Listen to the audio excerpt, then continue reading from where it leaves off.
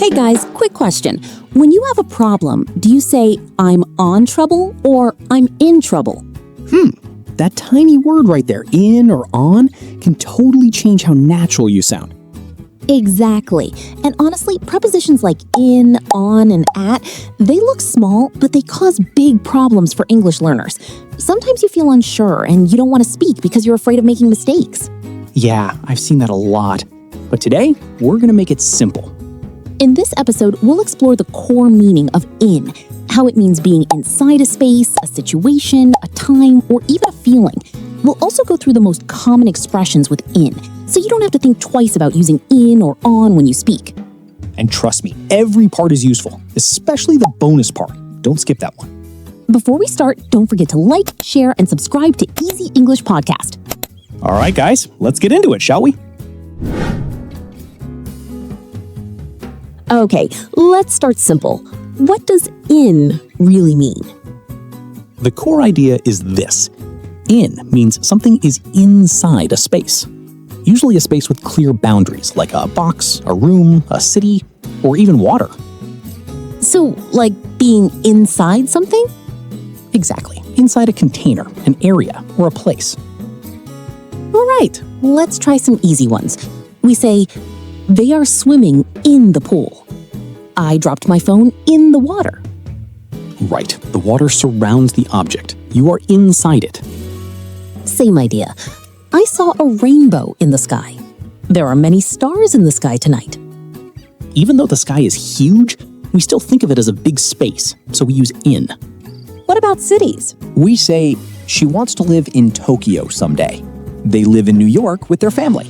So cities are like big containers? Yeah, that's a great way to think about it. Okay, next. There are many offices in the building. We had a meeting in a room on the second floor. Perfect. Again, inside a space. Now, here's one that confused me before. I left my bag in a taxi. They were talking in the car all night.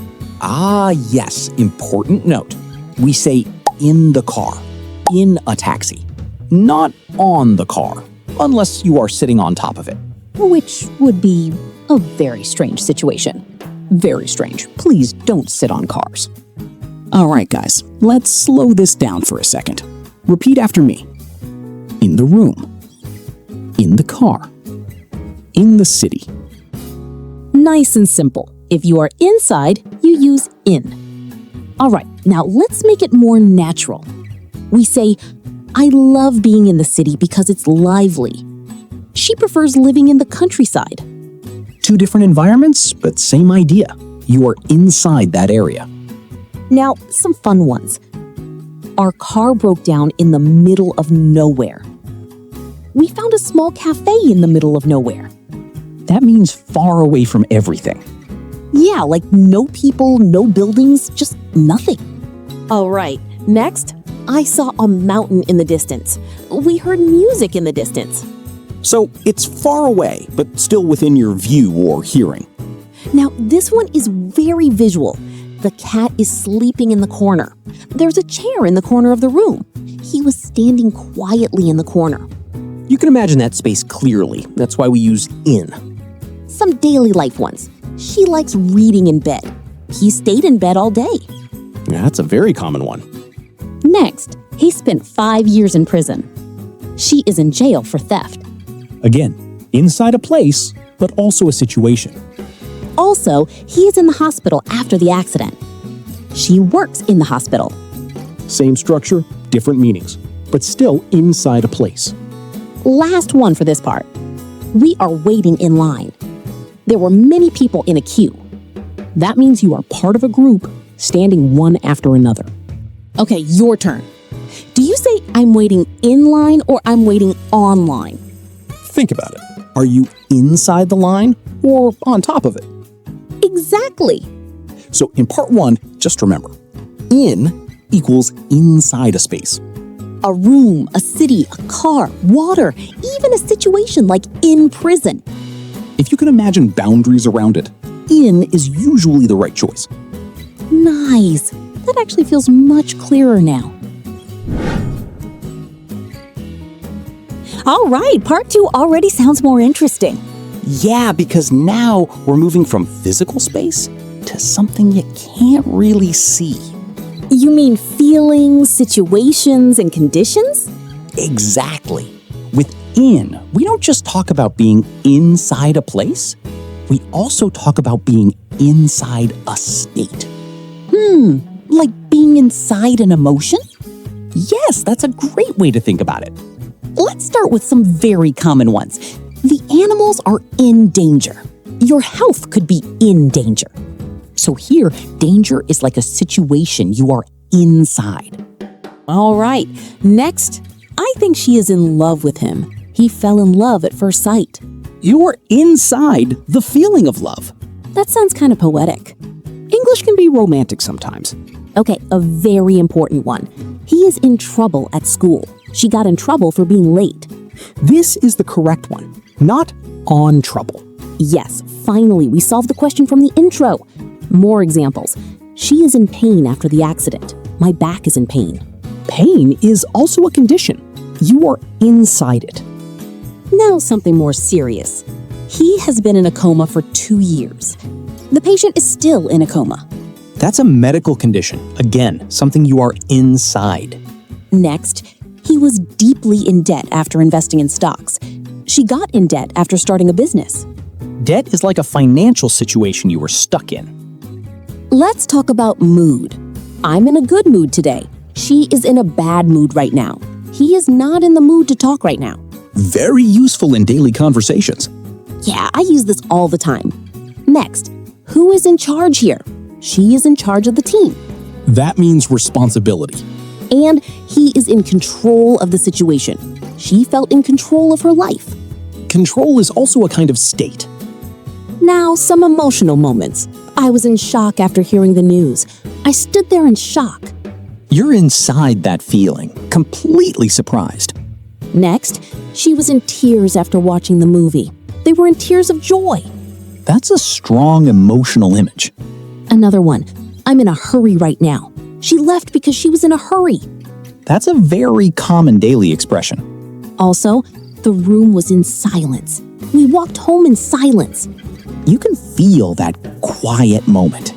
Next, everything is in chaos right now. The office was in chaos after the change. Total mess. No control. Now let's look at ongoing situations. The project is still in progress, so please be patient. Road repairs are currently in progress.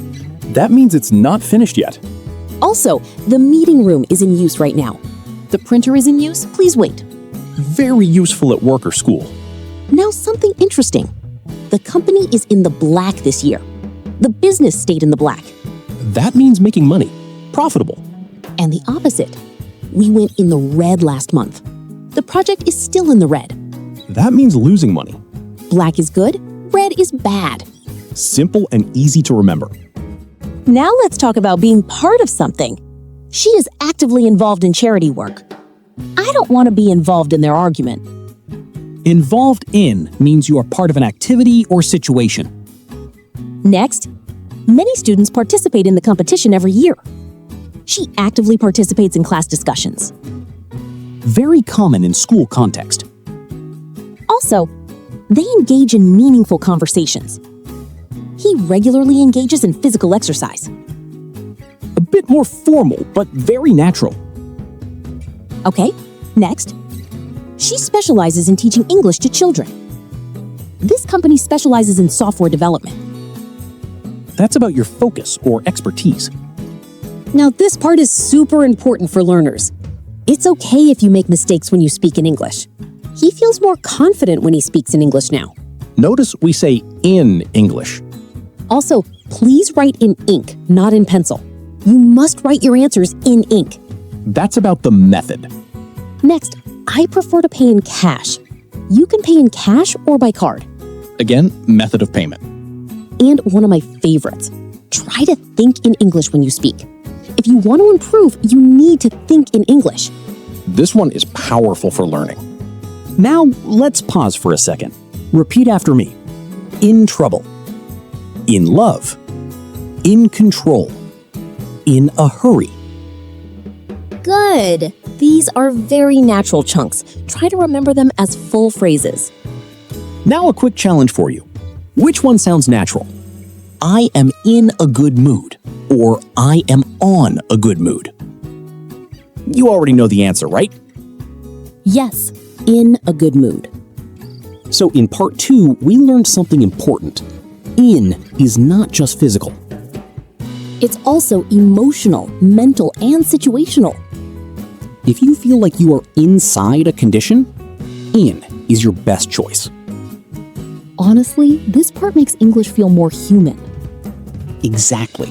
Not just grammar, but real life. Okay, now we move to time.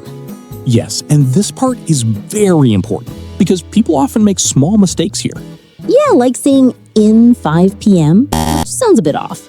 Exactly. And today, we'll fix that. So here's the simple rule. We use in for longer periods of time. Not exact moments, but bigger time blocks?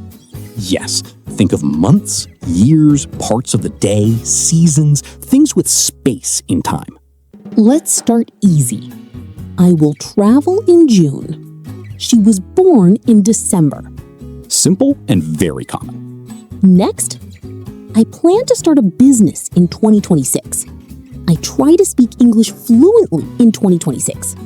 Nice. Years always go with in. Now this one is super useful.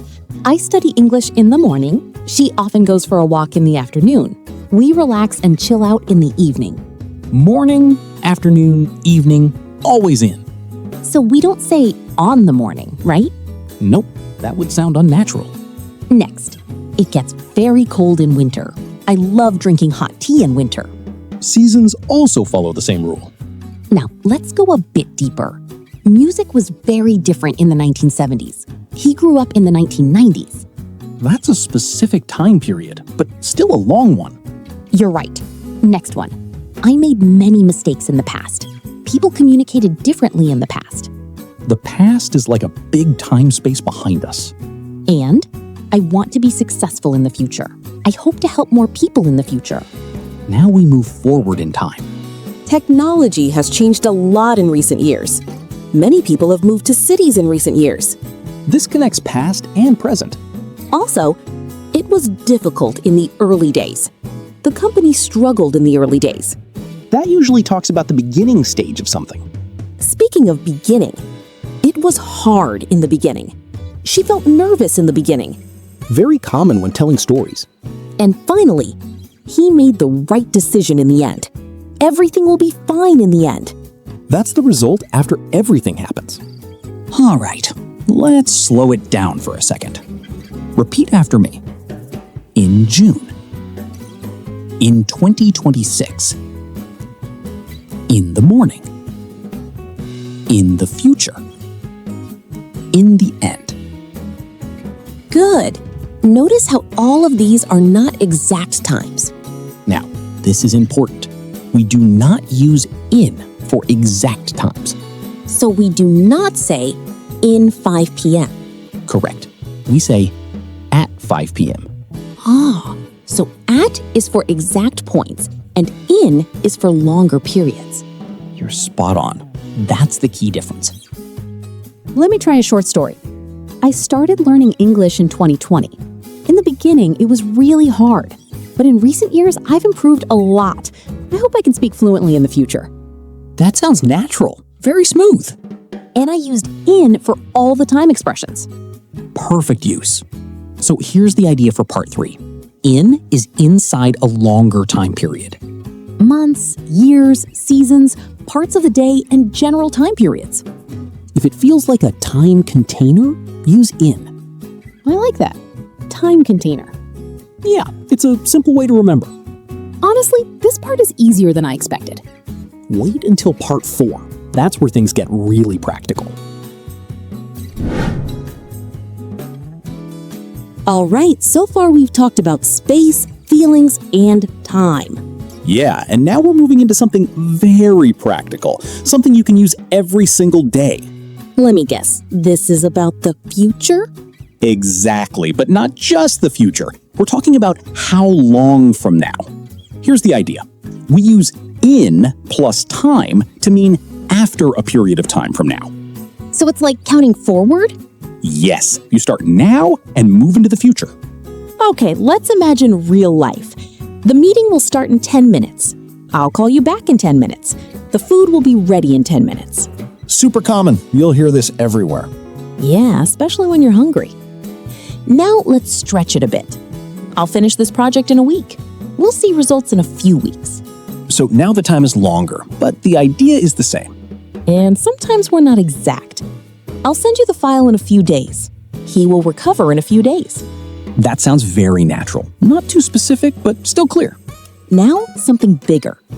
I want to be fluent in English in 2 years. She plans to move abroad in 2 years.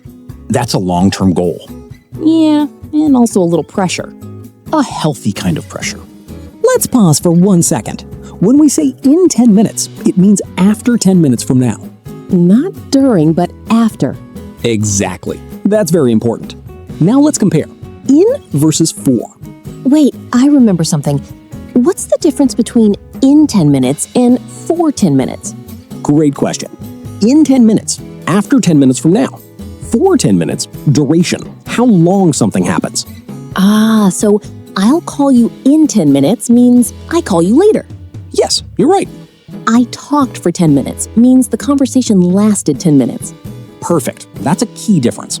Now let's move into expressions that sound very natural, not textbook, but real life. First one, don't worry, you'll learn these expressions in no time. He finished the task in no time. In no time means very fast. I like that one. It sounds encouraging. Now think long term. It will benefit you in the long run. Hard work pays off in the long run. This is about the future result, not immediate. But sometimes we only think short term. We may lose money in the short term. It looks good in the short term, but not later. Nice contrast, short term versus long run. Let's zoom back into short time again. I'll be back in a moment. The show will start in a moment. That means very soon. All right, next one. I plan to travel in the near future. We'll launch a new project in the near future. Not immediate, but soon. Now, let's slow it down a bit. Repeat after me. In 10 minutes. In a week. In a few days. In the long run. Good. Try to feel the time moving forward. Let me try a natural example. I'm busy right now, but I'll call you in 10 minutes. I'll probably finish this in about a week, and I might see some results a few days after that. Either way, I know it'll be worth it in the long run. That sounds very natural, smooth, and connected. All right, your turn. Which one is correct? I will finish this in 2 hours, or I will finish this for 2 hours. Think carefully. Are you talking about the future results or the duration? Exactly. So here's the big idea for part 4. In plus time means from now into the future. It shows when something will happen after some time passes. And once you get used to it, it feels very natural. Yeah, this one is super useful in daily life. You'll probably use it today without even thinking. Okay, I think I'm starting to feel more confident with in now. Good, because the bonus part is coming, and that's where things get really fun. Okay, I've been waiting for this part. Yeah, this is where things start to feel really natural. Not just correct, but like how people actually speak. Exactly. These are the expressions that make you sound more fluent. Let's start with something very practical. I paid in advance to get a discount. Let me know in advance if you can't come. In advance means before something happens. Very useful for planning. Now imagine you're explaining something. Can you describe it in detail? She talked about her plan in detail. That means clearly, with a lot of information. Let's zoom out a bit. In general, people prefer convenience. In general, the course is very helpful. That's when you talk about something broadly. But sometimes we want to be specific. He loves sports, football in particular. Nothing in particular comes to mind. Nice contrast, general versus particular. Now, here's one I hear all the time. I thought it was hard. In fact, it was easy. He didn't fail. In fact, he did very well. In fact is great for correcting or adding truth. But sometimes reality is different. It looks easy, but in reality, it's very complicated. He seems confident, but in reality, he's nervous. That one hits hard sometimes. And then there's this. The plan sounds good in theory. In theory, anyone can learn this. Sounds good, but not always real. Right. Because the system works well in practice. In practice, we need more time. That's real life. Now let's move into social situations.